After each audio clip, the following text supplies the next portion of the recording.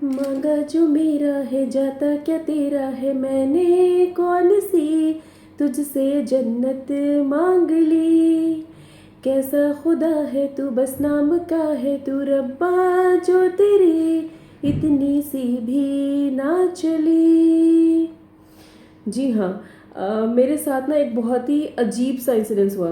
Basically एक patient था मेरा, हेड एंड नेक कैंसर का। ऑपरेशन के बाद मेरे पास आया था। उसके पास फर्दर ट्रीटमेंट के लिए पैसे नहीं थे, तो उसने ये बोला कि मैडम मुझे थोड़ा सा टाइम दे दीजिए और मुझे रेडिएशन के लिए जो जो भी अमाउंट लगने वाला है उसका इंतज़ाम करने के लिए मुझे थोड़ा टाइम चाहिए। बट क्या हुआ कि समहाउ वो पैसे अरेंज नहीं कर पाया। तो आइडियली क्या होता है ना कि जब हमारे पास हेड एंड नेक कैंसर के पेशेंट्स आते हैं तो उनका 1 महीने में इलाज आगे का शुरू हो जाना चाहिए। मैक्सिमम जो हम वेट कर सकते हैं वो हम 1.5 महीने तक वेट कर सकते हैं। अब उसके साथ प्रॉब्लम ये आई कि उसके पास पैसे नहीं इकट्ठे हो रहे थे। अच्छा, और एक जो बहुत मेजर एक मिथ है वो ये कि हम जो रेडिएशन या रेडियोथेरेपी जिसको बोलते हैं, हिंदी में उसे सिकाई कहा जाता है।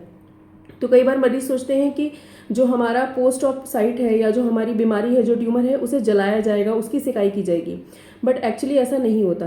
रेडियोथेरेपी जो होती है उसमें हम हाई एनर्जी एक्सरेज यूज़ करते हैं जिसके थ्रू आपका ट्रीटमेंट होता है, और बहुत ही उसको इस तरह से वेल प्लान्ड वे में उसको डिलीवर किया जाता है कि जहाँ पे आपको प्रॉब्लम है वहीं पर उसकी डोज डिलीवर हो और बाकी आसपास के ऑर्गन्स को हम एज मच एज पॉसिबल हम सेव कर सकें। तो इस पेशेंट ने क्या समझा, उसको लगा कि मेरी सिकाई ही तो होनी है, तो मैं क्यों ही इतना दिन वेट कर रहा हूँ, मुझे 1.5 महीना हो चुका है, डॉक्टर साहब ने बोला था कि 1 महीने से 1.5 महीने में ट्रीटमेंट स्टार्ट हो जाना चाहिए, तो अब मैं क्या करूँ। तो व्हाट ही डिड कि घर पे उन्होंने एक स्टील की प्लेट गरम करी और अपने फेस पे रख के जला लिया। अब जब उनका बेटा घर पे वापस आया तो उसने देखा कि पापा का फेस तो जला हुआ है। बहुत पूछने पे उन्होंने बताया कि मैंने सिकाई खुद ही कर ली।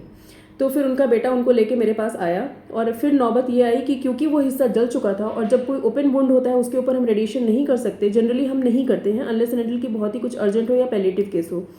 तो हम क्योंकि रेडिएशन नहीं कर सकते तो I had to put that patient on chemotherapy.